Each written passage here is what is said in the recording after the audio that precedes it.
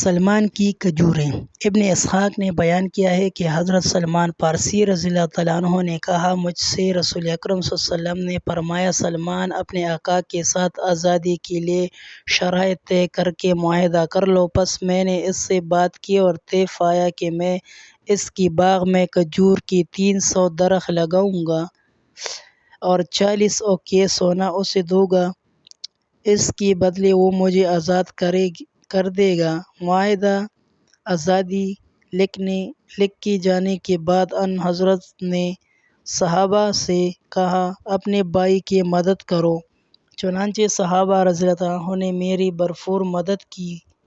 کسی شخص نے کھجور کے 30 پودے دیے، کسی نے 20، کسی نے 15، کسی نے 10۔ ہر شخص نے اپنے قدر و استطاعت کے مطابق میرے ساتھ تعاون کیا، یہاں تک کہ میرے پاس 300 پودے جمع ہو گئے۔ اس موقع پر حضور صلی اللہ علیہ وسلم نے مجھے حکم دیا کہ باغ میں جا کر گڑھے کھودو۔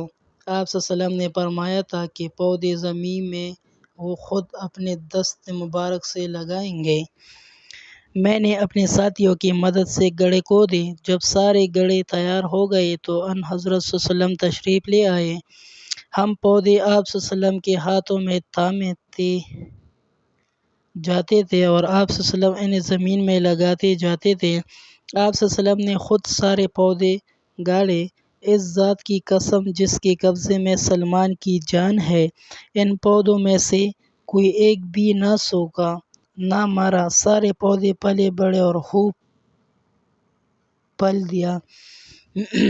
اب کھجوریں لگانے کی شرط پوری ہو گئی تھی، مگر 40 اوقیہ سونا دینا باقی تھا۔ وہ کہاں سے آئے گا؟ میں اسی سوچ میں تھا کہ ایک سریہ سے صحابی رضی اللہ تعالیٰ عنہ لوٹے اور مرغی کے انڈے کے برابر سونے کی ایک ڈلی لائی۔ جب وہ سونا حضور صلی اللہ علیہ وسلم کے ہاتھوں میں پہنچا تو آپ صلی اللہ علیہ وسلم نے میرے بارے میں پوچھا۔ میں حاضر ہوا تو آپ صلی اللہ علیہ وسلم نے فرمایا، سلمان یہ سونا لے جاؤ اور اپنے آقا کو ادائیگی کر کے آزادی حاصل کر لو۔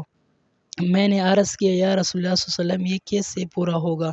آپ صلی اللہ علیہ وسلم نے اس کے اوپر اپنی زبان مبارک پھیری اور پھر فرمایا، اسے لے جاؤ اور تول دینا، یہ پورا ہو جائے گا۔ وہ ڈلی لے کر میں اپنے صاحب کے پاس گیا اور اسے سونا تول کر دیا اور یہ پوری 40 اوقیہ ہوا۔